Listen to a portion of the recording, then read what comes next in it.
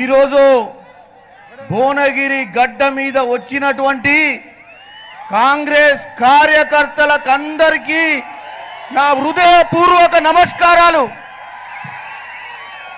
నేను కూడా మీ లెక్క ఒక కార్యకర్తగా ఎన్ఎస్యుఐ యూత్ కాంగ్రెస్ నుంచి అక్కడే ఉండి ఈ రోజు కాంగ్రెస్ పార్టీ 20 సంవత్సరాల తర్వాత ఈ యొక్క గొప్ప అవకాశం ఇచ్చి నన్ను ఈ పార్లమెంట్ అభ్యర్థిగా కాంగ్రెస్ పార్టీ నుంచి ఎన్నుకున్నారు।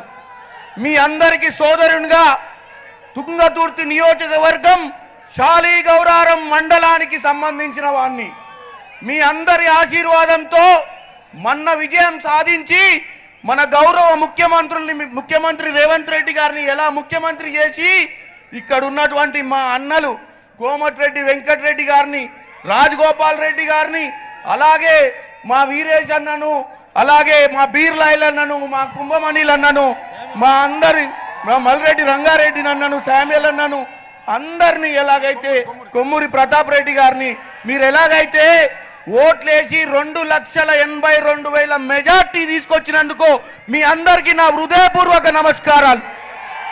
ఇవాళ ముఖ్యమంత్రి గారు ప్రత్యేకంగా నా నామినేషన్ ర్యాలీకి రావడం మీ అందరి గొప్పతనం।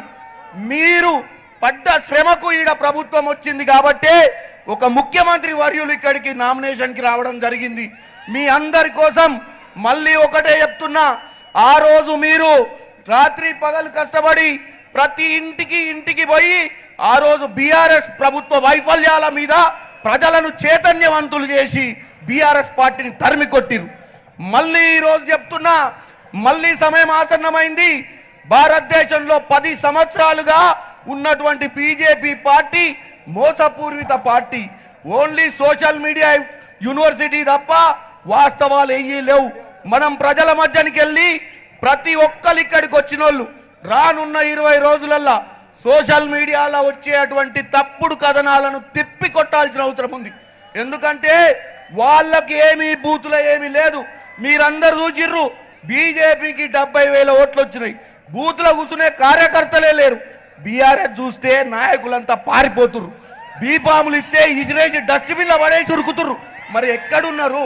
కాబట్టి సోషల్ మీడియా వచ్చే ప్రచారాల గురించి పట్టించుకోవద్దు। మీరు ప్రతి ఒక్కరు కూడా మీ మొబైల్ ఫోన్లో రోజు పొద్దున మన కాంగ్రెస్ పార్టీ ఇచ్చే కార్యక్రమాలను షేర్ చేయండి, మన ఊర్లో ప్రతి ఒక్కరిని చైతన్యవంతులు చేయండి। బీజేపీ ప్రభుత్వాన్ని గద్దె దింపి రాహుల్ గాంధీ గారిని అక్కడ ప్రధానమంత్రి చేయాల్సిన అవసరం ఉంది। ఈ రోజు మీకు